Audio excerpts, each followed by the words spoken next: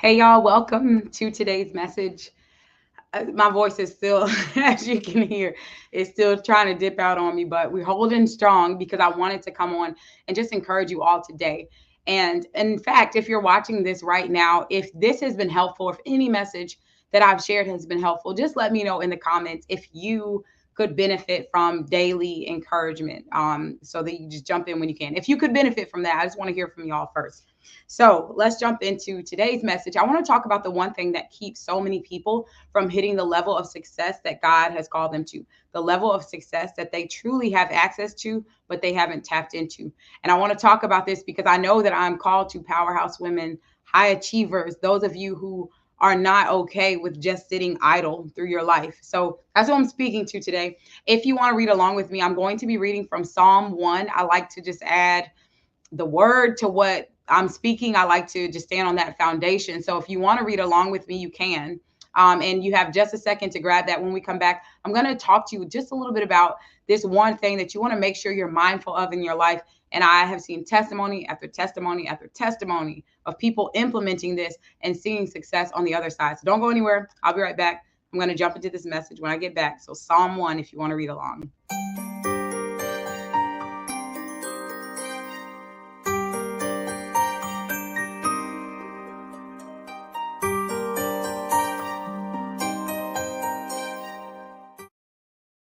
All right. So that was enough time. You should have it. So Psalm 1, and this is such a good message to me because it's one that I read just a lot. And the reason why I read it a lot, I'll tell you this experience that I had.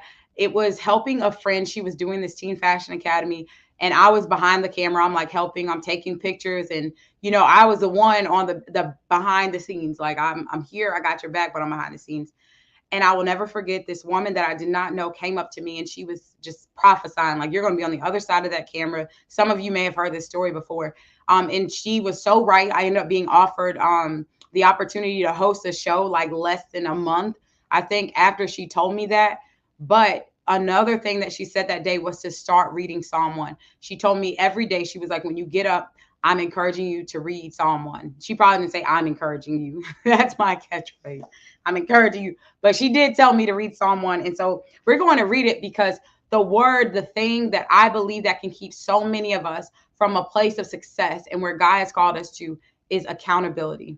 Accountability. But there's a different spin to it. And that's what I want to talk about briefly. So Psalm 1 says, blessed is the man who walks not in the counsel of the ungodly, nor stands in the path of sinners, nor sits in the seat of scoffers, but his delight is in the law of the Lord. And in his law, he meditates day and night. I really don't have to look down. I've read it so many times. He'll be like a tree planted by the rivers of water that will bear fruit in its season, and whatever he does will prosper. I'm going to stop there because the main thing that I wanted you to understand about Psalm 1 and about accountability is that it's so important who we're listening to, who we're lining up with, who's speaking into our lives, who's keeping us accountable. And it talks about being like that tree planted by the rivers of water that will bear fruit in its season. One of my favorite places to sit is literally by the water. And there is this tree near the place that I love to sit. And that tree is popping all year long. It doesn't matter if it's been snowing, it doesn't matter if it's summertime, if it's winter, if it's fall. That tree, more often than not, when I sit in front of it, is popping. Like the tree is flourishing, it's thriving. It's like that is one of the most thriving trees I've ever seen all year round, as it's literally planted in rivers of water.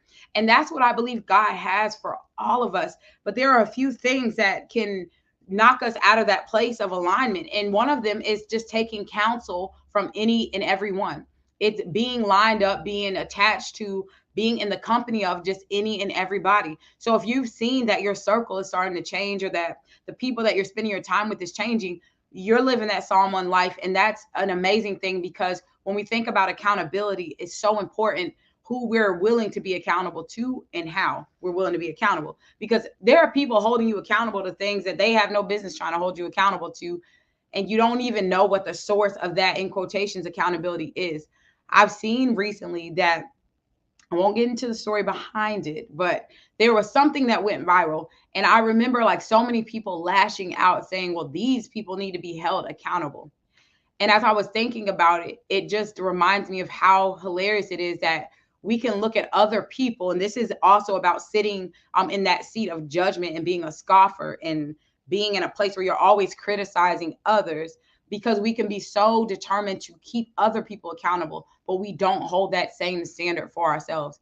Why aren't you keeping yourself accountable to the level that you feel everyone else needs to be accountable? And this was convicting. I'm not saying that just to you all, like for myself. I recently went to this game and I remember a woman, she did something that I deemed outlandish. So in that moment, I was like, ma'am, like I just can't stand injustice. So I'm like, ma'am, like someone needs to hold her accountable. So I spoke up to her actions. But even as I think back on that moment of speaking up to her, I felt not quite, I would say almost a conviction to have that same level of accountability to myself. Like, how often do we allow ourselves to get away with any behavior, broken promises, things that we said we were going to do? We said we're going to take care of our bodies, we're going to eat more healthy, we're going to be consistent showing up with content like this, we're going to do insert anything. However, when the rubber hits the road, we aren't keeping ourselves accountable. So when you hear accountability, I encourage you to just think about what that really looks like. Who are you letting speak into your life? Who's in your circle? And also, are you breaking promises to yourself? One of the best ways that I heard self-esteem put was how we keep promises to ourselves. If you want to build your self-esteem, make promises to yourself and keep them. And that's when we start seeing that self-trust. That's when we show up in a bigger way, in a better way. And truly, that's where we start to see success in many ways in our lives. And that's literally what Psalm 1 talked about. Like, be mindful of who you are attached to, who you're speaking to, who's speaking into your life, and how you're showing up for yourself. So I just wanted to share that word of encouragement today with you all about accountability. And more important than who's speaking into your life, today I want you to think about, how are you holding yourself accountable? What promises are you keeping to yourself today? And if you don't have any promises, start making promises to yourself so you can experience what it looks like to build that confidence, to build that assurance, to build that esteem by lining up with those promises. And most importantly, as I'm always telling you all, Matthew 6:33, seek God, seek first the kingdom of God and his righteousness, and all that you have need of. If you're looking for true success, all that you have need of will be added to you. So that's my encouragement for you today. Now, listen, if you are a high achiever, you should see this scrolling right now. Powerhouse Women, those of you with a message and you're ready to turn it into a movement. What I find is that many of the women that I work with, you have this incredible platform. You've written a book. Some of y'all have written the book, but it's collecting like layers and layers of dust because you're not getting it into the hands of those that need it most. You might have an audience. You probably have people following you and you're growing and you're seeing growth in the numbers of people, but they're not turning into those clients that you have been looking for and praying for and wanting to see people actually receive the help that you offer. So I share that because I have something that I believe is an incredible resource to help you take that next step. The best next step that you can take to turn that message into a true movement is by getting the starter kit at increaseyourvoice.com. You can go to increaseyourvoice.com to get that. And it just has tools to help you get fully booked in speaking, in media, and just honing in on your message. So I'm excited about that, but I'm going to wrap this message. And it also will give you access